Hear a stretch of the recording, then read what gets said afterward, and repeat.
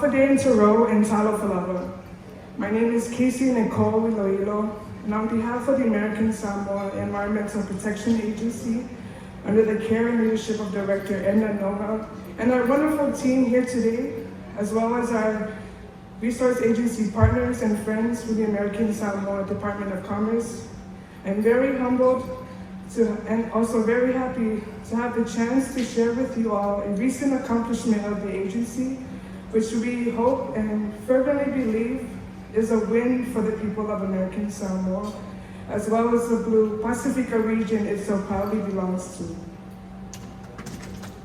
Today I'll be presenting on American Samoa's polystyrene foam container ban, more commonly known as the foam ban. As an outline, but more so that I keep myself organized in these next 10 to 15 minutes, very briefly I'll be sharing some background of the law and how it came about. Then I'll be highlighting two main components of this endeavor, that being efforts to educate and collaborate leading up to the law's passage, as well as enforcement and implementation work being done following the laws being passed into law. I'll also acknowledge some challenges and conclude with some next steps.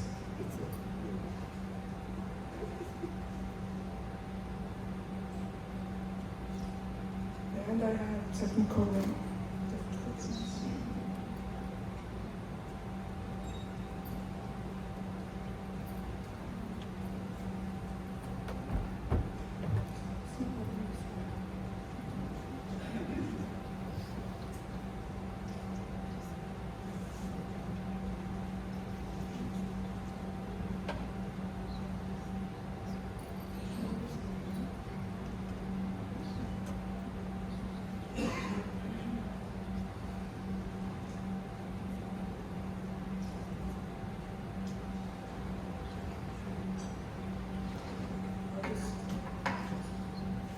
Sorry about that. I'd like to preface with a previously passed local product ban legislation for these often single-use, often littered, often tossed out the car into our oceans, and hard to manage waste streams. And that was a territory's ban on plastic shopping bags that was signed into law back in 2010. Almost immediately after, discussions began in addressing and determining the next problematic waste stream. As daunting as it was, before we knew it, a seed was planted and the goal to ban polystyrene foam containers was soon realized. As the Pacific region strives to enhance its potential for sustainable development, especially with regards to waste management and changing behaviors of its people as consumers, American Samoa has long sought to participate in these initiatives alongside the United States, and particularly with its sister island nations, many of which are present today.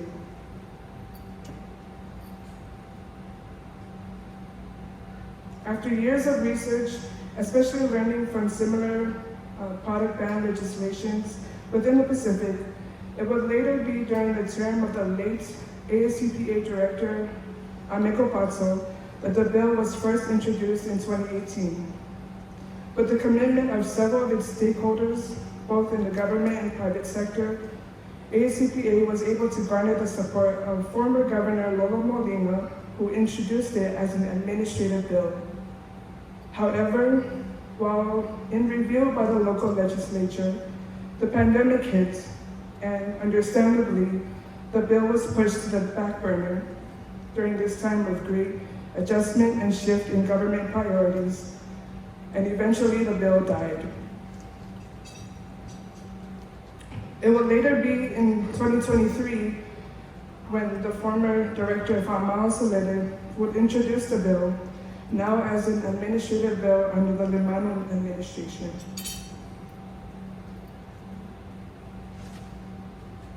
And while without its drawbacks, delays, and challenges during its review, 2024 was our year, finally. On February 6, 2024, former Governor Limano signed Public Law 38-12 into law. Effective as of May 7, 2024, polystyrene foam containers are now prohibited from being imported into American Samoa. This encompasses all polystyrene food and beverage containers, including cups, bowls, plates, and clamshells. The ban targets importers and suppliers who previously provided these items to local businesses. Collaborating with the local Department of Treasury Customs Division, who work at both of the island's ports of entry, we have prevented these items from ever entering the territory again. For polystyrene foam containers imported before that date, businesses had until September 8 to exhaust all inventory. This 6-month period allowed businesses to transition away from foam products after the ban's effective date. As you can see on the table before you, our penalties the penalty structure works when a business is cited for the violation of the foam ban. They are scheduled a court date to appear for their first court hearing. For a first offense, fines range between $300 to $500. A second offense between $500 and $1,000. Ultimately, subsequent offenses range between $2,000 and even as much as $5,000. In essence, these penalties are designed to deter non-compliance and foster a culture of responsibility. In developing and implementing this law, we also had to be realistic and sensitive to the needs of the community. We know not every foam product can be replaced overnight, and to that end, we've implemented exemptions to the law for prepackaged imports, raw meat and produce trays, and reusable coolers, as well as packaging materials for non-food items.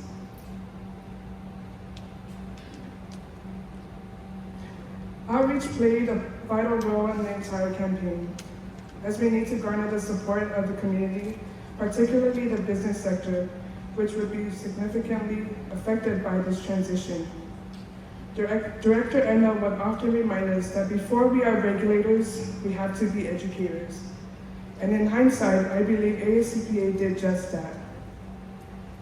By fostering community buy-in through outreach and education, transforms resistance into resilience. By meeting with stakeholders in village halls, churches, schools, nonprofit organizations, and businesses, we don't just inform, we also listen. It was important to the agency that we earn the support of the community, most especially those who would be most affected by the bill.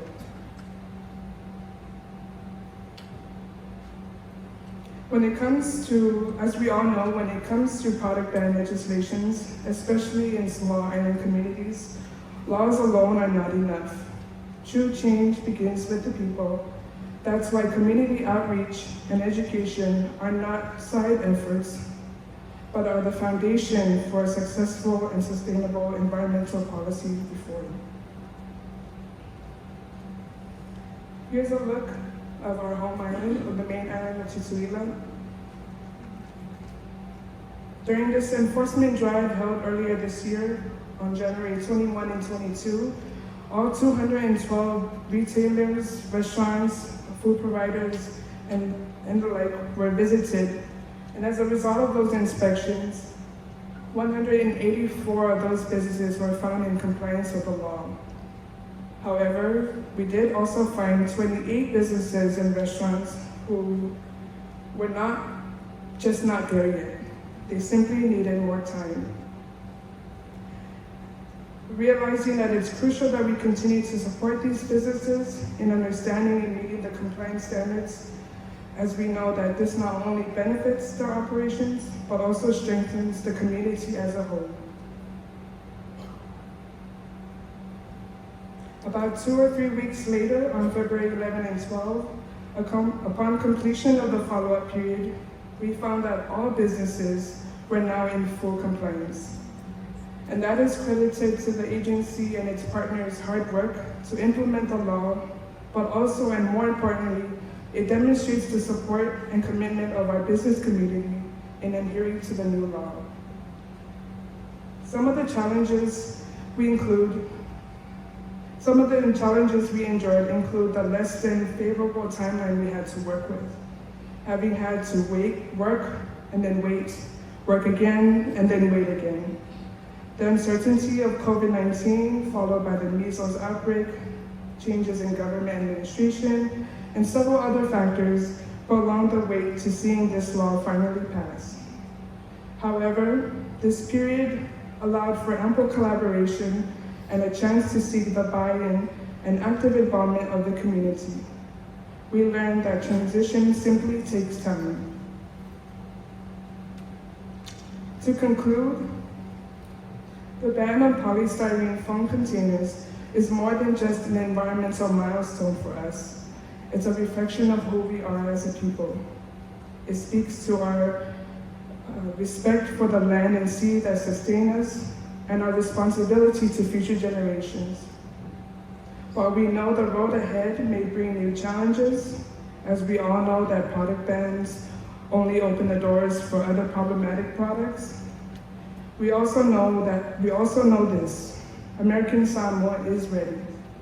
Ready because of the intentional collaboration between our agency and its partners and the people we serve. Ready because we are working hard, hand in hand with our community, our businesses, our youth, and our leaders. Ready because we are committed to educating, empowering, and engaging the public every step of the way.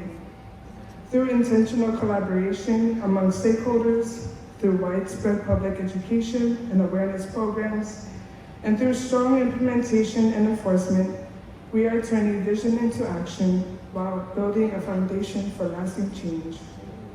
And like everyone here in this space, we aim to foster and ensure a more resilient Pacific region. Faftai.